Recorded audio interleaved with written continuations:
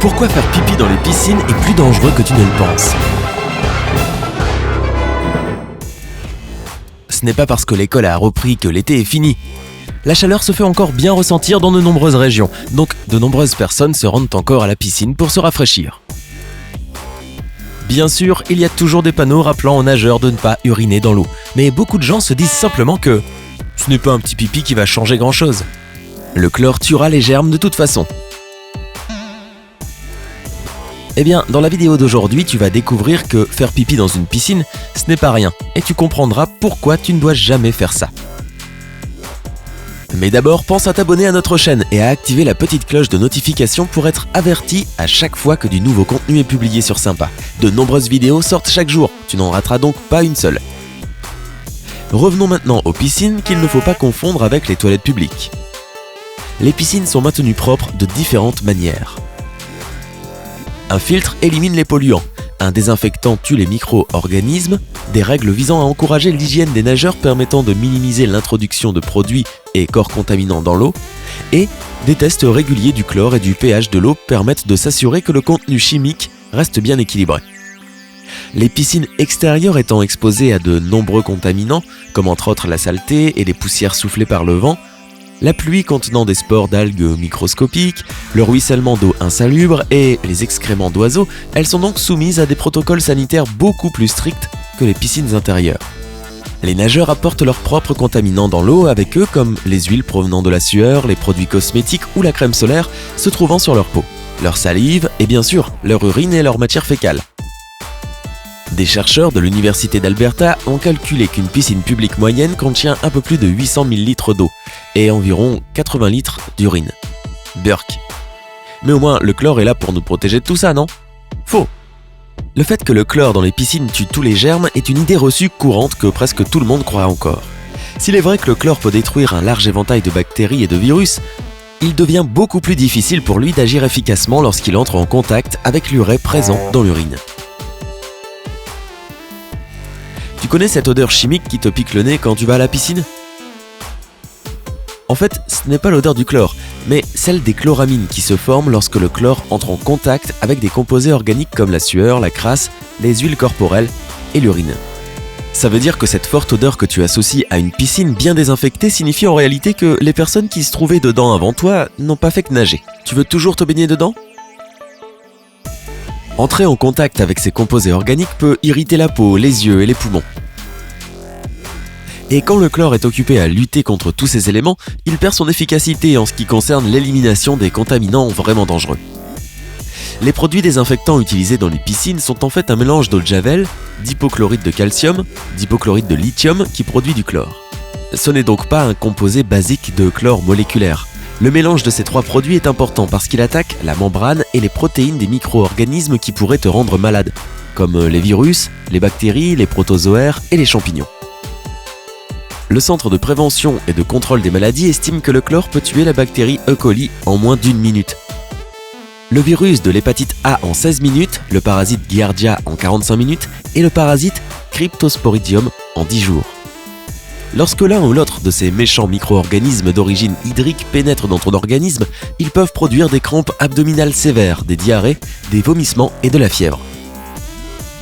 Crois-le ou non, la bactérie Escherichia coli est déjà présente dans ton gros intestin et elle aide même ton corps en produisant de la vitamine K2 et en empêchant d'autres bactéries pathogènes de coloniser tes intestins. Mais quand elle sort de ton corps et y entre de nouveau, par la bouche, elle est bien moins amicale.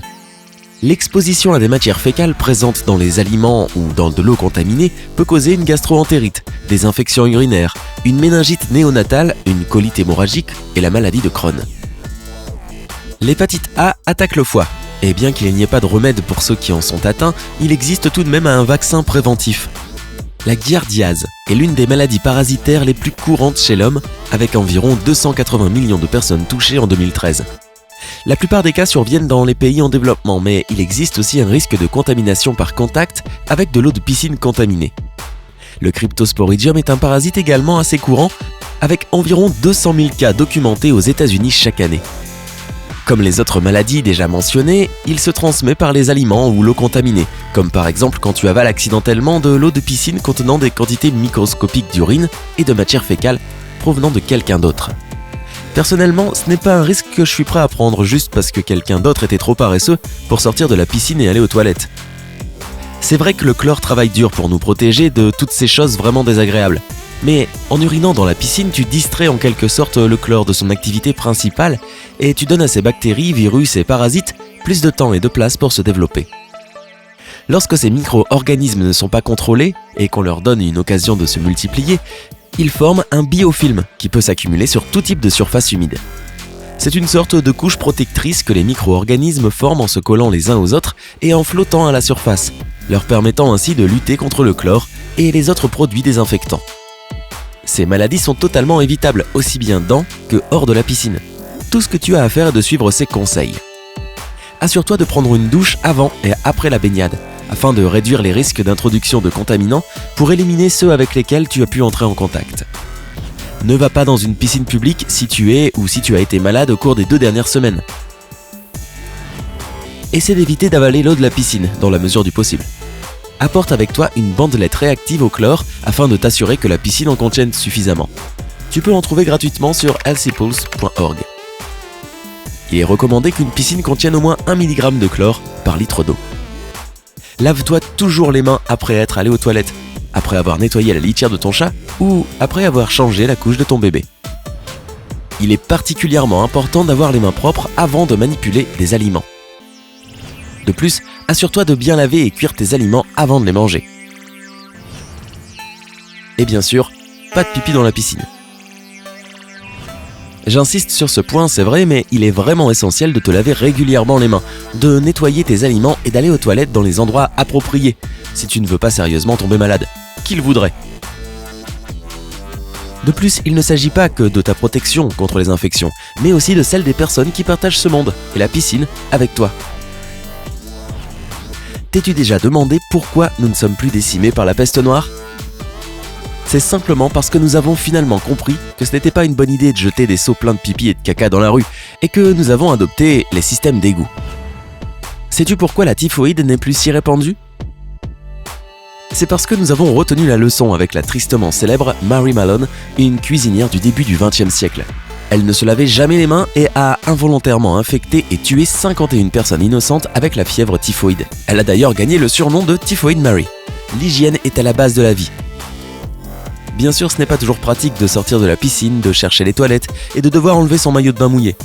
Mais lorsque tu mets la vie et le bien-être d'autrui en danger, ce genre de comportement ne s'explique pas seulement par de la paresse, c'est de la négligence. Alors s'il te plaît, ne fais plus jamais pipi dans une piscine et diffuse ce message à tout ton entourage en partageant cette vidéo avec eux.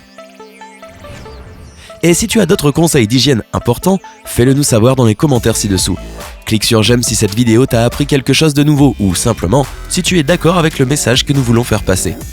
Et bien sûr, abonne-toi pour nous rejoindre dans la communauté sympa.